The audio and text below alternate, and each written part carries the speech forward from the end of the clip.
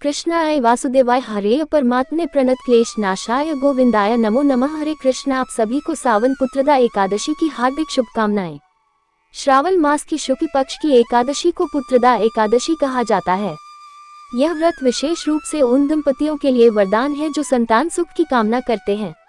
पुत्रदा एकादशी का व्रत करने से न केवल संतान की प्राप्ति होती है बल्कि समस्त पापों का नाश होकर जीवन में सौभाग्य, शांति एवं आध्यात्मिक उन्नति प्राप्त होती है। अब प्रस्तुत है एक दिव्य कथा जो स्वयं भगवान श्री कृष्ण ने धर्मराज युधिष्ठिर को सुनाई थी। श्री पद्म पुराण में वर्णित पौराणिक कथा के अनुसार महाराज युधिष्ठिर ने पूछा, हे मधुसूदन, श्रावण मास के शुक्ल पक्ष में किस नाम की एकादशी आती है, कृपया उसका भी वर्णन कीजिए। तब भगवान श्री कृष्ण बोले, राजन, प्राचीन काल की बात है। द्वापर युग के प्रारंभ का समय था। महिष्मती नगरी में राजा महिजीत अपने राज्य का पालन करते थे, किंतु उन्हें कोई पुत्र नहीं था, इसलिए वह राज्य उन्हें सुखदायक नहीं लगता था। अपनी अवस्था अधिक देखकर राजा को बड़ी चिंता होने लगी। उन्होंने प्रजाजनों के बीच बैठकर एक दिन इस प्रकार कहा, प्रजाजनों, इस जन्म में मुझसे कोई पातक नहीं हुआ है। मैंने अपने खजाने में अन्याय से कमाया हुआ धन भी कभी जमा नहीं किया। ब्राह्मणों और देवताओं का धन भी मैंने कभी नहीं लिया है। पुत्रवत प्रजा का पालन किया है। धर्म से पृथ्वी पर अधिकार जमाया है। दुष्टों को चाहे वे बंधु और पुत्रों के समान ही क्यों न हो, मैंने उन्हें हमेशा दंड दिया है। शिष्ट पुरुषों का सदैव सम्मान किया है और किसी को द्वेष का पात्र कभी नहीं समझा। फिर क्या कारण है जो मेरे घर में आज तक पुत्र उत्पन्न ही नहीं हुआ? आप लोग कृपया इस पर विचार करें। राजा के यह वचन सुनकर प्रजा और पुरोहितों के साथ कुछ ब्राह्मणों ने उनके हित का विचार करके गहन वन में प्रवेश किया। राजा का कल्याण चाहने वाले वे सभी लोग इधर उधर घूमकर ऋषि सेवित आश्रमों की तलाश करने लगे। इतने में ही उन्हें एक आश्रम पर मुनि श्रेष्ठ लोमस जी के दर्शन हुए।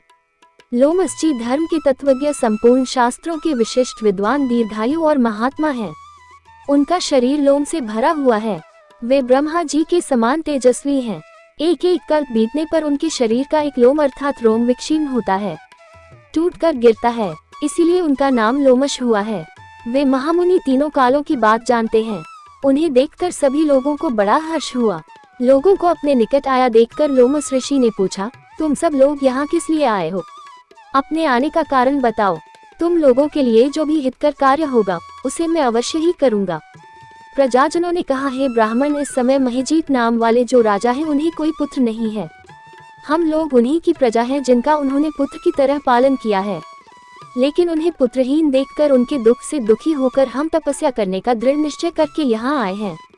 हे द्विजोतम राजा के भाग्य से हमें इस समय आपका दर्शन प्राप्त हुआ है और महापुरुषों के दर्शन से ही मनुष्यों के सब कार्य सिद्ध हो जाते हैं। मुनि, अब हमें उस उपाय का उपदेश कीजिए जिससे हमारे राजा को पुत्र की प्राप्ति हो। उनकी बातें सुनकर लोमश ऋषि 2 घड़ी के लिए ध्यान मगन हो गए। इसके बाद राजा के प्राचीन जन्म का वृतांत जानकर उन्होंने कहा, प्रजावंत सुनो, राजा महिजीत पूर्व जन्म में मनुष्यों को चूसने वाला धनहीन वैश्य था और वह वैश्य गाँव गाँव घूमकर व्यापार किया करता था। एक दिन ज्येष्ठ के शुक्ल पक्ष में 10वीं तिथि को जब दोपहर का सूर्य तप रहा था, वह किसी गांव की सीमा में एक जलाशय पर पहुंचा। पानी से भरा हुआ जलाशय देखकर वैश्य ने वहां जल पीने का विचार किया। इतने में ही वहां अपने बछड़े के साथ एक गौ भी आ पहुंची। वह प्यास से व्याकुल और गर्मी से पीड़ित थी, इसलिए तालाब में जाकर जल पीने लगी।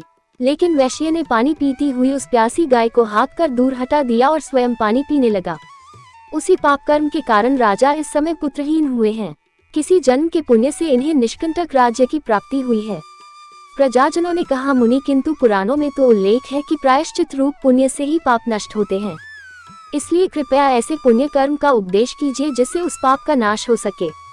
तब लोमश ऋषि बोले, प्रजाजनों, श्रावण मास के शुक्ल पक्ष में जो एकादशी होती है वह पुत्रदा के नाम से विख्यात है। वह मनोवांछित फल प्रदान करने वाली है। तुम सब उसी व्रत का पालन करो। ये सुनकर प्रजाजनों ने मुनि को नमस्कार किया और नगर में आकर विधि पूर्वक पुत्रदा एकादशी के व्रत का अनुष्ठान किया। उन्होंने विधि पूर्वक जागरण भी किया और उसका निर्मल पुण्य राजा को अर्पण कर दिया। कुछ ही समय में रानी ने गर्भ धारण किया और प्रसव का समय आने पर एक स्वस्थ और बलवान पुत्र को जन्म दिया। इस प्रकार पुत्रदा एकादशी के इस पावन महात्म्य को सुनकर मनुष्य पापों से मुक्त हो जाता है और ये लोक में सुख पाकर परलोक में स्वर्गीय गति को प्राप्त करता है। सभी प्रेम से बोलिए पुत्रदा एकादशी की जय। अब सुनिए भगवान श्री हरि के प्रिय तुलसी महारानी की कथा। प्राचीन कथा के अनुसार एक बार एक बूढ़ी माई थी जो नियमित गारस माता का यानी एकादशी का उपवास रखा करती थी और तुलसी के पौधे की सेवा किया करती थी। तुलसी के पौधे को सींचा करती थी। वे सुबह को बिना तुलसी के पौधे की पूजा किए अन्न या जल तक ग्रहण नहीं करती थी। जब भी वह बूढ़ी माई तुलसी के पौधे को सींचती तो तुलसी माता से कहती है, तुलसी माता सत की दाता, मैं तेरा बिरवा सींचती हूँ, मुझे बहू दे, पीले रंग की धोती दे, मीठा ग्रास दे, बैकुंठ में वास दे, अच्छी मौत दे, चंदन का काट दे, अच्छा राज दे, खाने को दाल भात दे और गारस के दिन कृष्ण का कांधा दे। बूढ़ी माई की यह बात सुनकर तुलसी माता सूखने लगी।